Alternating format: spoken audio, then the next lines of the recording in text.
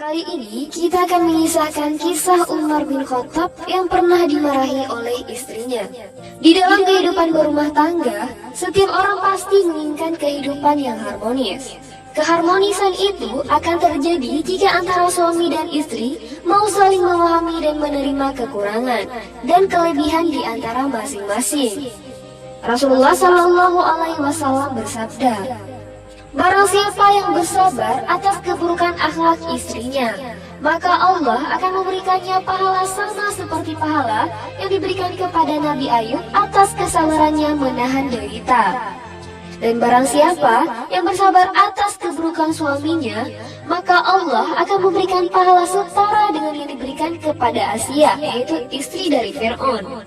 Hadis riwayat Al-Nasai dan Ibnu Majah. Umar memberikan contoh terbaik tentang bagaimana membina rumah tangga yang baik. Meski beliau dikenal sebagai orang yang keras, namun kepada istrinya beliau sangat lemah lembut dan tidak pernah berbuat kasar, apalagi membentaknya. Konon katanya, kepribadian Umar itu yang kasar diwarisi dari ayahnya, yaitu Al-Khattab yang juga berwatak keras dan kasar. Umar dibebani ayahnya untuk mengembalakan unta dan kambing dan akan dipukul jika Umar mengabaikan perintah ayahnya itu. Karena itulah beliau tumbuh menjadi orang yang sangat amat kasar.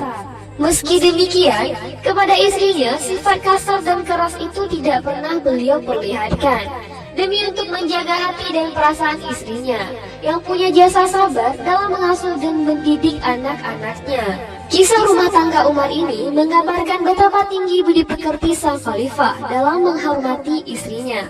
Di dalam Uqud Al-Lujain diceritakan bahwa pada suatu hari, salah seorang sahabat Rasulullah Shallallahu Alaihi Wasallam ada yang mengatakan bahwa sahabat yang dimaksud adalah Abu Zaral Al-Ghifari. Dia stres karena istrinya itu sering memarahinya. Ia punya niatan untuk menceraikan istrinya. Namun sebelum opsi itu ia putuskan, ia ingin berkonsultasi langsung terlebih dahulu dengan kawan terdekatnya, yaitu Umar bin Al-Khattab. Begitulah kebiasaan sang khalifah kepada rakyatnya yang ingin berkonsultasi dengannya. Namun ketika sahabat tersebut sampai di teras rumah Umar, secara tidak sengaja ia mendengar istri Umar sedang memarahinya. Nada istri Umar pun meninggi dan terdengar membesar-besarkan masalah yang sebenarnya sangat amat remeh. Namun Umar hanya diam saja. Beliau cenderung pasif dan tidak berkata apa-apa. Sahabat tadi pun bermaksud untuk kembali.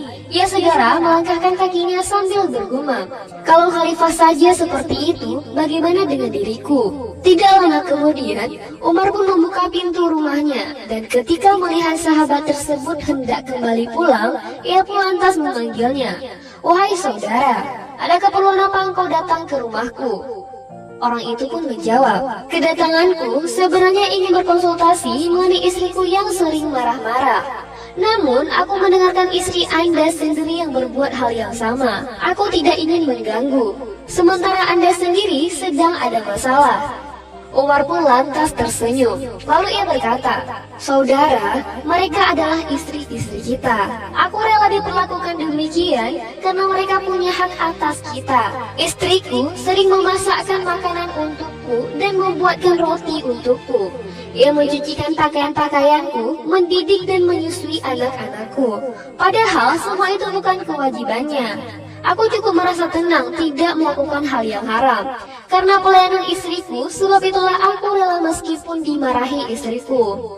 Sahabat tersebut lalu berkata, "Wahai Amirul Mukminin, apakah aku juga harus berbuat demikian terhadap istriku?" Umar lantas menjawab, "Benar, diamlah ketika dimarahi istrimu, karena apa yang dilakukannya tidak akan lama." Dan betapa gembiranya sahabat itu mendapat solusi terbaik dari sang khalifah. Segera ia memohon diri untuk pamit untuk kembali ke rumahnya. Dan sejak itu pula sahabat tersebut tidak pernah bersikap keras terhadap sang istri. Dan ia lebih memilih untuk bersikap pasif ketika sang istri memarahinya. Semoga dengan adanya kisah dari Khalifah Umar ini bisa menjadi pelajaran untuk siapapun. Wassalamualaikum warahmatullahi wabarakatuh.